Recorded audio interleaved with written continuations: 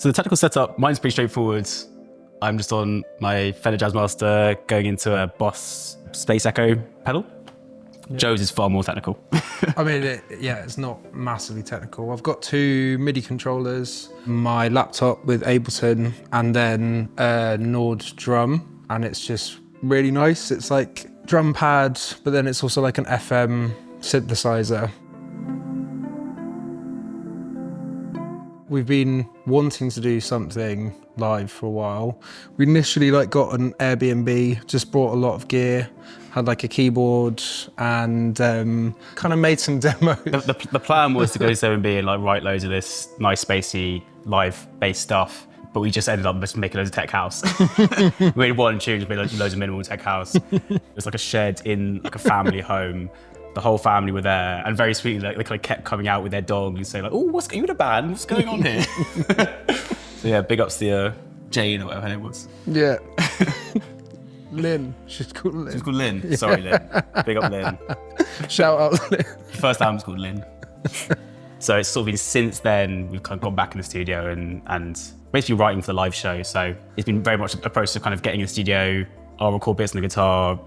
Joe will kind of sequence things live, and we'll kind of build tracks out in the moment live. Yeah. It's been really fun to do. Yeah, I mean, it's a very refreshing way to write. Doing something live together, you can improvise a bit, which you can't really do that easily if you're just on a laptop. And you kind of feed off each other. Yeah. Which is, it's really nice.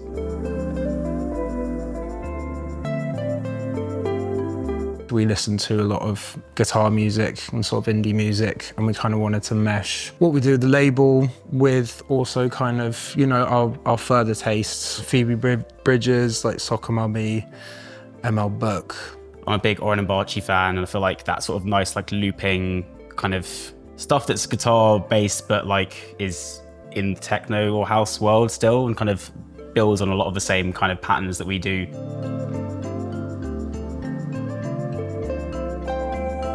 We've got lots of tracks, and we basically want to put together an album, and just the next step is kind of really how we're going to produce it. Are we going to record it live, or are we going to kind of arrange it quite... I think back to the Airbnb. That is, yeah. Give Lynn a call. Yeah, give Lynn a call. Yeah, so we started the label 10 years ago. We definitely started it without much in mind. We basically got a grant from Joe's uni to just do something. So we just thought, why not? So the fact that we're still doing it now is a surprise. Obviously, we kind of started as a dance label, but our tastes are definitely wider than that. And I think, just working with a wider kind of set of artists and sort of set of projects has been, I think, what's kind of kept us interested in it. Yeah, I mean, it's just a lot of fun because it's kind of, we are quite flexible with what we can kind of put out.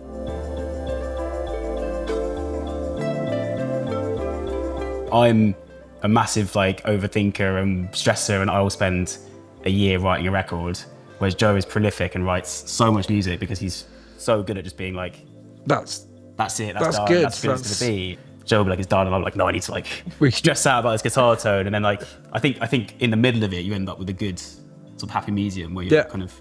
Yeah, totally. I think making music should be a fun thing, and I think people get very stressed out about lots of little details, and I think the most important thing is whether it actually makes it any better, and often it doesn't, and it just kind of causes a lot of stress. There's something in that initial spark of an idea that I think you can't quite capture when you come back to it.